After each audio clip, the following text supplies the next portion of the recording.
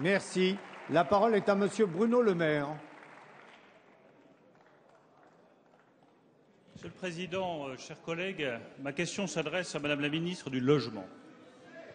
Madame la ministre, vous avez cru bon de vous en prendre à l'Église catholique pour réclamer la réquisition des logements disponibles. Vous auriez pu vous en prendre aux banques, qui sont de grands propriétaires à Paris. Vous auriez pu vous en prendre aux compagnies d'assurance, qui sont de grands propriétaires à Paris.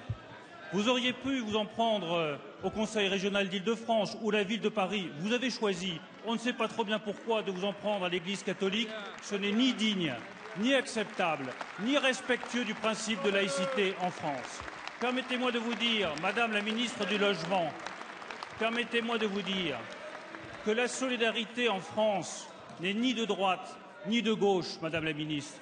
La solidarité en France n'appartient à aucun groupe, aucune confession et aucune partie. La solidarité est universelle en France où elle n'est pas.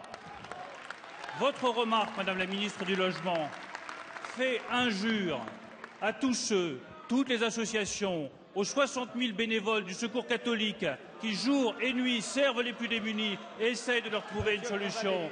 Elle fait injure aux 1000 personnes qui s'occupent des places d'hébergement permanent derrière le Secours catholique.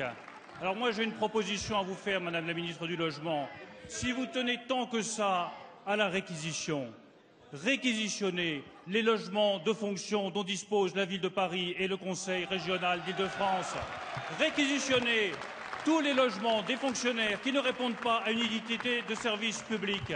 Au lieu de céder à la polémique facile, Madame Duflot, n'oubliez pas un principe populaire, charité bien ordonnée commence par soi-même. La parole est à Madame Cécile Duflot, ministre de l'Égalité des Territoires et du Logement. S'il vous plaît. Allez, on a compris. Allez, s'il vous plaît. Qui fait ici une polémique? S'il vous plaît, écoutez la réponse maintenant. Allez. Merci.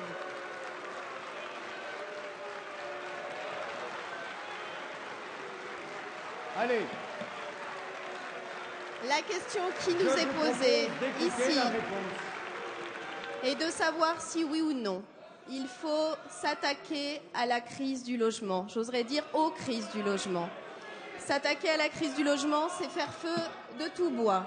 Et c'est considérer qu'aujourd'hui, peut-être ma réponse ne vous intéresse-t-elle pas, mais auquel cas je considérais que ceux qui fabriquent une polémique sont ceux qui l'inventent. Il n'y a de ma part aucune polémique. Il y a simplement la volonté, comme l'a rappelé le Premier ministre le 1er novembre, de faire en sorte que nous puissions trouver une réponse à ceux et celles qui aujourd'hui se trouvent dans la rue, alors que dans le même temps existent dans le patrimoine de nombreuses personnes morales des bâtiments vides. Mais ça ne sera pas la seule solution. C'est une solution d'urgence et ça n'est pas la solution durable.